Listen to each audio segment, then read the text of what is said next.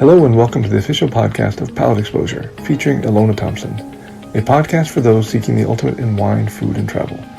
Each week she interviews winemakers, chefs, celebrities, and a variety of guests that shape the way we enjoy life. And it's very unique. No one else does it. And when I tell people how I do it, like really how I do it, I've had multiple people like, hey, well, that's your secret, right? You don't tell other winemakers that, do you? And I'm like, if they asked, I would. They're like, no, you should keep that as your secret. You don't want to tell that. I'm like, no, that's not how we think about it. I mean, I wouldn't know half the stuff I know about winemaking if it wasn't for the generosity and knowledge of other people giving their knowledge to me, right? Mm-hmm. So you gotta give it back. There's no secrets, and very few of us are trying to really compete against each other, right? It's like, in general, we want to help each other out, lift each other up as much as we can. Yeah, it's kind of very much a pay it forward mentality. There's only one that completely denied me, and I'll never forgive this person. I'll never drink his wines, and I was just like, F you, man. Because I wanted to go look at his winery, do a tasting, and potentially buy some wines, Yeah. And they accepted me to come do a tour and tasting. Yeah. And the second they realized that I was a winemaker here in Napa, they called me back and completely just like, oh yeah, he found out you were a winemaker, and we're gonna have to go ahead and cancel your appointment. You're not gonna be welcome to come here. And I was like, I don't want to take up much of your time. I hope that you didn't think that I was trying to, get anything from you. I wanted to see the winery, how it was laid out, and taste the wines and stuff.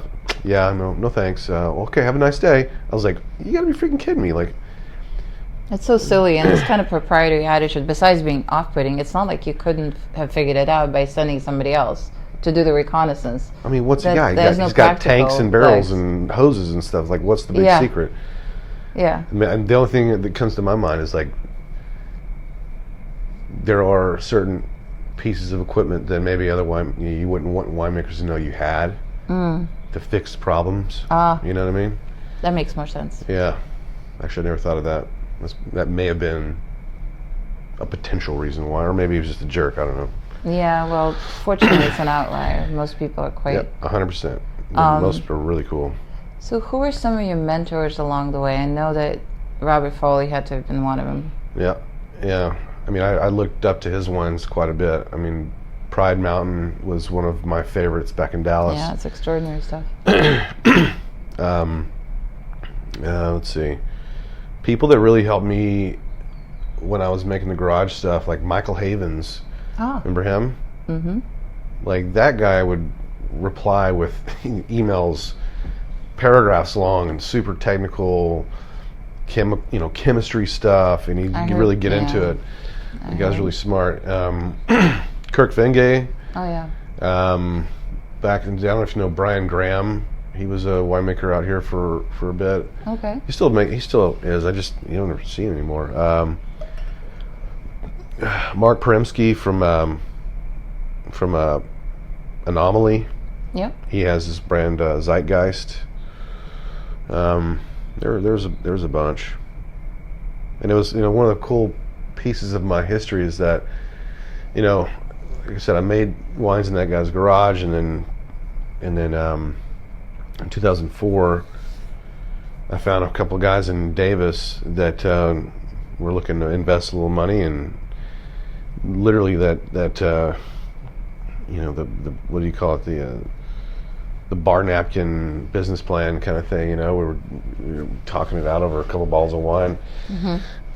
And they gave me some money to start out with, and so bought some fruit from real vineyards, made it in a real winery, and started the brand in 2004.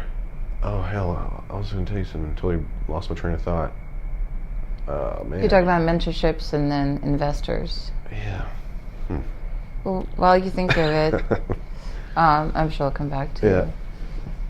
So, Modus Operandi is clearly an homage method of operation. It's how you operate. Yep. there has to be a connection there with the fact that you were such a self-starter and self-taught and took on a lot of responsibility and accountability, because at the end of the day, it was your life, it was your future, it was your wife's future. You were charting a path in a realm where you had to have learned by observation and hands-on and nothing else. You had no other support. Yeah. Well, the name, again, goes back to the garage. Yeah. I had all those, the question out, and when I saw that no two answers were the same, right? Yeah. So for me, it was like I was kind of handpicking the best bits of knowledge from all these different winemaking mentors that I'd, gathered up, and things that made most sense to me. I was taking the best little bits and kind of creating my own, method of operation of how to make my wines going forward. Another thing that I would do is I would go to I'd go do little stages, like little 1 or 2 day stages at other wineries during harvest, just to kind of, because the stage in a restaurant's like, you pick places that you respect. Sure. Chefs that you respect and admire and want to emulate and all that. And you go, and I'll let you work in their kitchen for a few days, and you get to be peeling carrots all day. But you're peeling carrots like this. You're watching and you're looking and you're observing and you're learning. You get to ask any questions you want, right? So for me, I was kind of doing that. I would go to different places and I would kind of collect this information of like, man, I think that they do that really much more efficient than the other place. So that's how I'm going to do that, going forward. Or, the way that they manage their punch downs, it's a lot less work the way they do it. It's still clean. It's very efficient. I'm going to do that way when I start making my own wines. So it was cool to kind of collect everything like that and get my own little form of education. But yeah, the Modus Operandi, I went through thousands of names and trying to figure out what I was going to call it. And as you probably know, that's one of the hardest things to do is name a winery. No, it's branding so freaking is hard because everything's taken, and Josh Phelps, he literally created the brand Taken because as they were looking for all their, for a name, every single time they came up with something they liked, it was already taken. So they were like, screw it, let's just call it Taken, Taken So Wine clever. Company. And apparently it was taken, Modus Operandi. Oh. So I got about 8 years into my brand, I got a cease and desist from Constellation Brands, the largest wine company on the planet. Yeah, I just about pooped my pants. It was quite an emotional time. Fun story though, because so I'm over here like thinking, geez, I've got 8 years into this. They had a mark called Ruffino Modus in Florence, Italy, right? Okay. So they had the trademark for the word modus. You can't trademark a full Latin phrase like modus operandi. It's not allowed, but they got the word modus. So anyway, I was just thinking, God dang, what am I going to do now? 8 years into this, I have wine club members, customers that know me as Modus. What am I going to do? So I was like pretty shook up about it, Yeah. So I was over at the Oxbow one day doing some work on my computer, and I saw Margaret Mondavi, and she was there with a couple guys having a meeting. And I remember just looking up at her and just thinking, look at her, she's so cute. She's like 90 pounds, this little tiny old lady. And and then as I went back to work, she gets up to leave. It's like someone whispered in my ear, go ask her for help. And I was like, whoa, it was almost surreal. So I listened to the voice in my head, and I gathered my stuff up, and I ran after her in the parking lot. So here's she sees this 260-pound rhinoceros running after her. And Oh my God! She doesn't know. She probably thought I was going to kill her or something, So I got up to her, like, Miss Mondavi. I introduced myself, explained my problem to her. She was so nice. She was like, well, Jason, that's terrible to hear. I'm really sorry to hear that, but I'm not really sure how I can help you or what I can do for you. I said, well, being who you are and having the business relationship your family's had with Constellation, because they had just bought Mondavi 5 years prior, I guess, or whatever it was.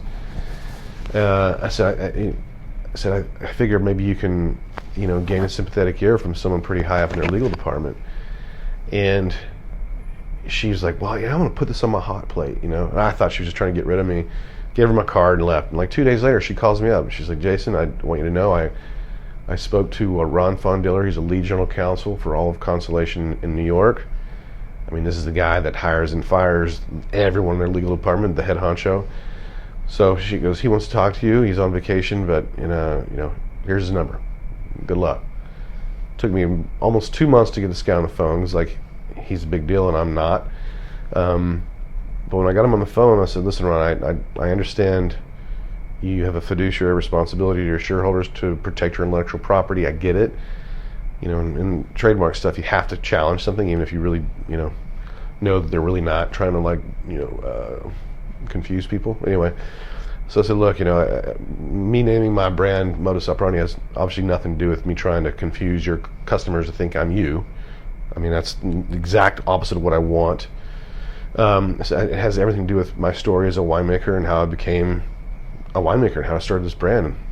So I told him like a little quick bullet point story about that, and he's like, well, I'll be damned, Jason. He goes, that's an awesome story. Good for you. He goes, and my trademark attorney told me, because when I told him that I was going to speak to Ron Fondiller, he goes, you got to be kidding me. He goes, I'm your trademark attorney, and I could never have gotten you that connection, that call. Like, when you get this guy on the phone, the holy grail words you want to hear are agree to coexist. And he said it. When I got Ron on the phone, explained, he goes, I'll tell you what, I think I want you to do a few things, no big deal, but you do those few things, I think we can agree to coexist. And I was like, if you ever watched Entourage, that TV show, you ever watch Entourage? Ari Gold? Yep. He's like the high power agent. So like he's up here on the phone. I'm like, really? Yeah, okay. I'm gonna try to keep my cool, but I'm fist pumping and dancing around, because I'm like, holy shit, this actually like worked out, So yeah, dodged a huge bullet there with the name. Crazy. So I'm thinking we should do a separate podcast with the voices in your head, because I seriously want to hear. You come up with some genius stuff. That story is, like $1 million story. The fact that you trust your gut so much, I think is absolutely awesome. Yeah. You never know. It could be the wrong thing too, Yeah, but I mean, I'm picturing myself like in this situation and running after a famous person, a world famous person, and really pouring your heart out. Wow. Yeah. Crazy. No, it's, I've kind of followed your success over the years, and obviously your brand grew, and I've tasted some of your wines intimately, and the quality, was obviously there, and it improved. Not necessarily significantly in my view. I mean, you've always, in my experience, in my memory, made good wines. It's just, I think you came into your own more. You started to trust yourself more and more over the years. But I had no idea that your background was so peppered with such dramatic moments when it all could have absolutely imploded. Yeah. So let's talk about your brand a little bit. There you are making the wine that you knew were good at the time, and you felt some confidence because you formed relationships with people that were either in a mentor role or colleague, co-conspirator, whatever. I mean, you felt more confident at that point. So, and I know also starting a business with investors taking other people's money, there's a lot of accountability there. You're now responsible for other people's financial investment. What was it like for you, like first commercial vintage on the marketing side of it as well as production? How did it all begin? What was in your head at the time?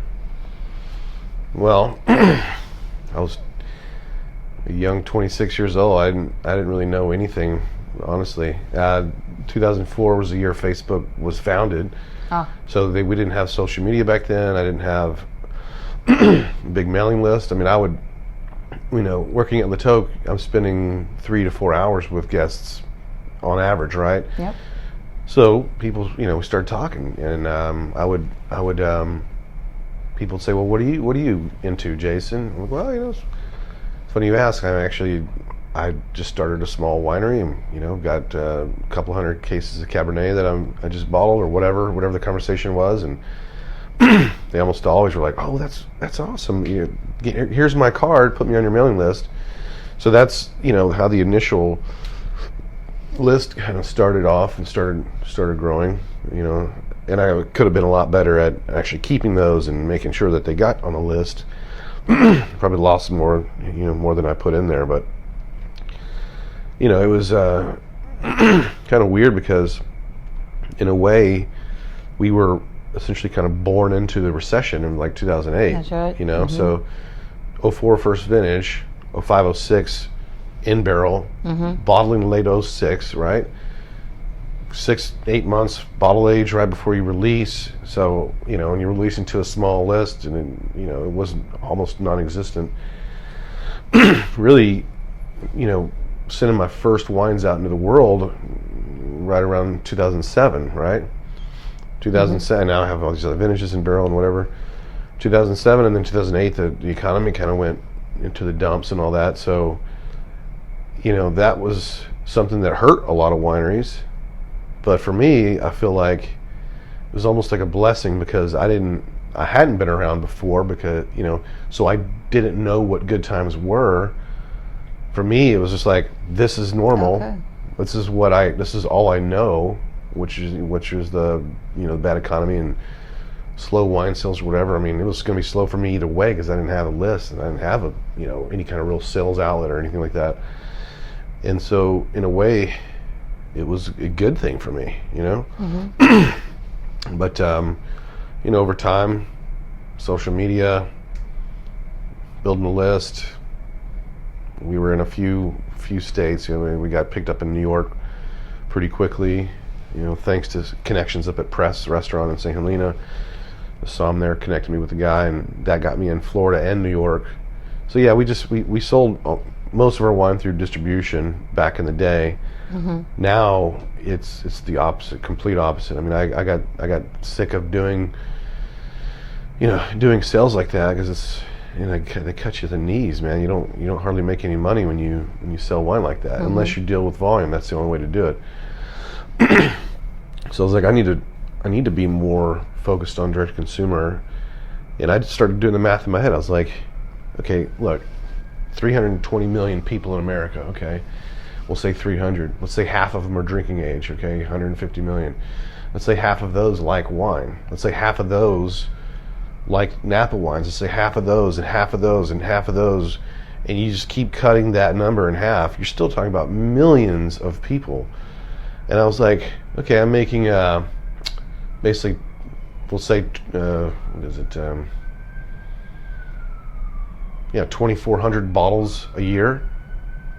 I mean, all I have to do is find 2,400 people to say yes to one bottle. How could that be hard? Like, we have such a small amount of wine, and there's so many people in the world or in America that would be potentially okay spending a couple of bucks on your bottle. I mean, there's no reason why I couldn't sell it all myself, direct to consumer, So I stopped growing the volume of the brand, and what I did is let's say it's 2,000 cases. It's not, but it's just right around there. Let's say 80% of that was going to distribution.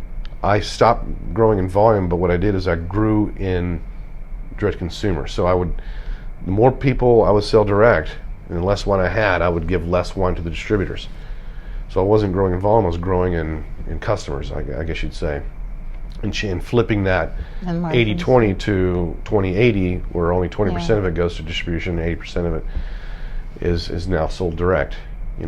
Wine Club, we built it a lot different than a lot of people. I was the first guy and out here in Napa, to basically do like a payment plan. I was a poor kid from Texas. I used to see my mom buying stuff at Sears on layaway, right? She'd go and take it to the layaway office or whatever, and they'd put it back in the back, and she'd come every month and give them another $20 or another $50, whatever it was.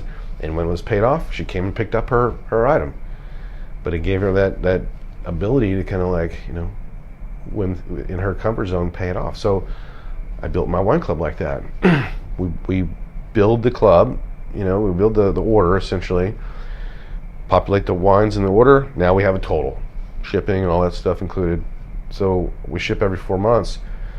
So basically, I just take the total and roughly divide by 4. So every month, I just go 1/4, 1/4, 1/4 balance, and then people, it hurts less financially, you know. It's a little bit of psychology too, because it's like we charge right around the 20th. So if people are looking at their bank statement, it's not on the first page. You know what I mean? It's not a big $400 whammo to the account, you know, that would raise a red flag or be a big. Yeah. It's like from my lowest level, it's like $75. I mean, that's lunch for 2. Yeah. That's a tank of gas. I mean, it's almost nothing. It's Yep. it's a tiny little blip instead of a big, like, hey, what is that? You know. Yeah. So it's just kind of gets lost on the statement, and people. I've had people call them and be like, you know, I don't think I can't really swing it this time. You cancel the club. I'm like, well, by the way, it's already paid for. They're like, what do you mean? I'm like, yeah, we've been chipping away at the total for the last few months. It's paid. They're like, oh, wow, okay, never mind then. Cool. It makes it easier. It works. So the person with no formal knowledge degree, despite UC Davis proximity to your residence, and the person with no business degree comes up with a plan that, you know, that holy grail that everybody wants. Mm-hmm. Every single small brand winery in the world, well, not in the world, I should stick to the U.S., because in Europe they don't understand that business model. They want to increase the direct-to-consumer participation, and you have figured it out just like that. Yeah, I mean, it's always has room for improvement. I mean, I'm always working to, you know, make it better. You know, my other little passion in life has become like digital marketing. You know, so I put together. You know, I understand this. You know, there's a lot of brands out there.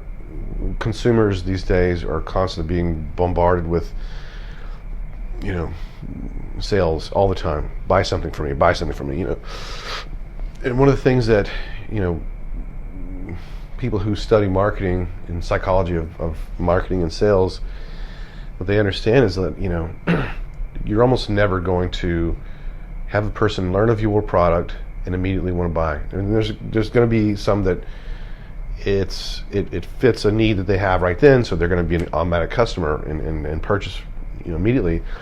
But a lot of times people need to, you know, feel they kind of have to ease into it, you know, and they say that the magic number is from 8 to 10. From the moment that people come into your pipeline or knowledge of your brand or your product, you know, on average it's going to be 8 to 10 touch points of communication before they'll feel psychologically comfortable pulling the trigger and buying something, right? So, you know, and for me, understanding that like every winery has a story, and most of them do, you hope.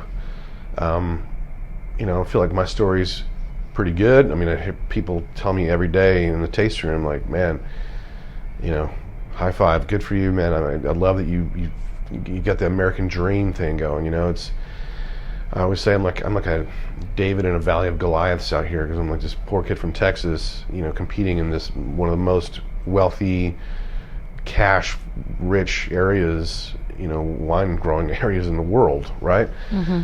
And I'm making it, which is surprising even to me. But anyway, so when people come into when they join my mailing list, you know, they're gonna get dripped out like 10 or 12 emails that have nothing to do with sales. I don't ask them for anything. It's about me showing them my personality, me telling them my story, pulling back the curtain a little bit, telling them how personal the brand is and how, you know, they can be part of it, essentially. You know, I mean, we tell them, like, you look on the back of that bottle, my cell phone is on the back of the bottle. Every bottle I want to make, that's my cell. And other winemakers are like, that's crazy. Like, why do you do that? I'm like, because I want people to really understand how, you know, how personal it is. I guess it's one way to say it. You know, the access. How did you come up so organically? Because what you're describing, there's a lot of fancy terms attached these days, and building a relationship, being authentic. Yeah. You somehow intuitively came up with a way to market yourself in a way that has a ton of relatability and people have that personal connection. How did that come about? I don't know. It was natural. You weren't the critics' darling. You got very good rating over the years, but you weren't, like cult wine or, like consistently getting 99 points like some wineries. Yeah. So you had to really sell yourself one customer at a time. Is that not true? Absolutely. And it became, I'd say that it's a fair thing to say is that 2 out of 3 people who are club members right now are club members because other club members sent them to me. Like, oh, you're going to Napa? Oh, you got to go hang out with Jay. You got to go try the Modus wines. It's great. Good experience. The guy's cool and down to earth, whatever. Because we started off just basically putting a barrel on its head in the cellar down over at Silenus, where I was the production manager. Lived on the property there, so I would just leave my house, come over to the cellar, and meet people down there, and we would try wines on barrelhead, right? And it was so like raw. It was kind of like people tell me that's how it was 20, 30 years ago here in Napa. Now it's very different. It's a lot more put together, I guess you'd say. But yeah, I mean, it's referrals have built my business, and that means a lot to me. I mean, if people are consistently feel comfortable sending their friends to see me because they had a great experience and they want their friends to experience that too, and Is it not that way? What you're describing is a real life experience. Is it not that way virtually at all? It's very similar values, just different format? What do you mean? When you talk about digital media, that's, that give, communicating 8 to 10 times, like you pointed out, in the digital format, in the virtual format. Right. What you do in person, which is that conversation, that insight, that, bearing your soul sometimes. Yeah. So that marketing really is about letting people into your world, inviting them into your world. Only you're doing it through virtual means. You can't meet everybody at your winery. Right. Is that kind of at the heart of what good marketing is? Yeah, I think so. It's if every email the consumer receives is a branded, centered, branded with banners and buttons and click here's and that, that's you can train people to tune you out. Yep. Because we get bombarded with that stuff every day. I mean, I wake up in the morning and one of the first things I do is delete 100 emails that I don't even open because I know better. They're not providing me any value, and they probably want to sell me something. It's constant, So with my emails, I try hard to provide value, kind of almost be a link to Napa, but through the mind of a winemaker, So like, the other day, I sent an email to my list about, it's a New York Times article they wrote about, how different people have different memories of flavors. So like my idea of, I might know what tamarind tastes like, or I might know what sassafras tastes like, or I might know what other people may not have any clue what that is because they've never tasted it and they've never like stored it away as a memory. But even still, like it could have a complete different meaning to them, certain words that describe flavors and odors, right? So, subject line, can you smell what I smell? That's a little bit like, what the hell is he talking about? Like, but that's what a subject line is supposed to do. It's not supposed to turn you off and get you to immediately delete it. It's supposed to pique your curiosity, right? The conclusion of this interview can be found in the next podcast, already available for your download. Thanks again for tuning in to the official podcast of Palate Exposure, featuring Ilona Thompson.